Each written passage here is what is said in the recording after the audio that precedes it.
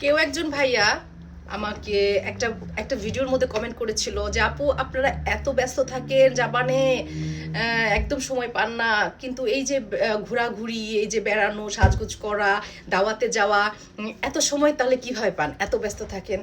আসলে ভাইয়া সব কিছুই করতে হয় জানেন। যে রাধে সে কিন্তু চুলো বাঁধে, কথাটা কিন্তু সত্যি, 100% সত্যি। আমি যদি বিদেশে না আসতাম, আমি যদি জাপানে না আসতাম, আমি কতটা যে অবুঝ থাকতাম।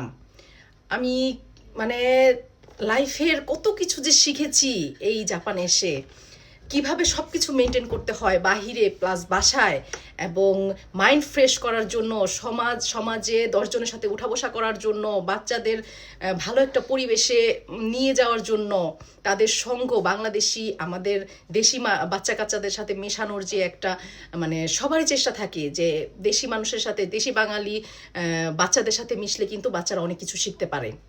তো দেখা যায় এইসব করার জন্য আমাদের অনেক কিছু করতে হয়।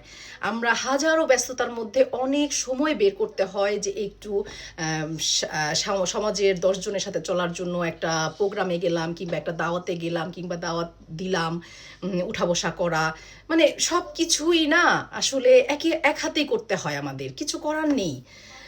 যেমন বাহিরেও জব করি, বাসায় এসেও রান্নাবান্না করি, পরিবারকে খাওয়াই, বাচ্চা লালন পালন করি, বাচ্চাদের পড়াশোনা করাই, নিজে টেক কেয়ার করি, এই যে আবার নিজে সাজুগুজু করেছি, আবার বাইরে ঘুরতে যাই, পার্কে যাওয়া থেকে শুরু করে বিভিন্ন প্রোগ্রাম, বিভিন্ন দাওয়াত পার্টি, যেটাই হোক না কেন, এই যে যাওয়া আসা করি, কেন করি?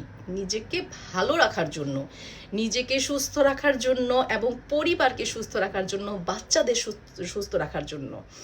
তো অনেক কিছু করতে হয় আসলে।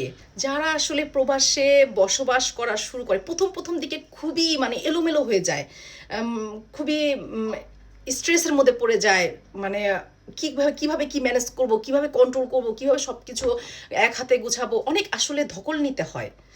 এটা সত্যি কথা, কিন্তু আস্তে আস্তে ধীরে ধীরে সেটাই কিন্তু আমরা মানিয়ে নিই। সেটা আমাদের কাছে আর কিছু মনে হয় না। হ্যাঁ, একটু প্যারা লাগে আসলে, স্বাভাবিক, সব এক হাতে করাটা, এইটা ডাকি ওটা ডাকি, ওই বাচ্চা, এটা দাও ওটা দাও মামা, এরকম, এটা অবশ্যই প্যারা লাগে, কিন্তু দেখা যায় যে দিন শেষে সব কিছু হয়ে যায়, আল্লাহর রহমত আছে। তো এই আর কি, সবাই দোয়া রাখবেন আমরা যেন এইভাবে হাসি খুশিভাবে সবার সাথে, পরিবার নিয়ে, বাচ্চা কাচ্চা নিয়ে, সমাজ, সবাইকে নিয়ে যেন আমরা এভাবে ভালো থাকতে পারি, হ্যাপি থাকতে পারি। আপনারা অবশ্যই আমাদের পাশে থাকবেন, আমাদের ভিডিওগুলো দেখবেন, ভালো লাগলে অবশ্যই লাইক কমেন্ট করুন, অবশ্যই কমেন্ট করবেন, যে কোনো প্রসঙ্গে হোক, যে কোনো নেগেটিভ হোক পজিটিভ হোক, যেটাই হোক না কেন, জানার যদি আগ্রহ থাকে অবশ্যই কমেন্ট করবেন। ধন্যবাদ সবাইকে, আল্লাহ হাফেজ।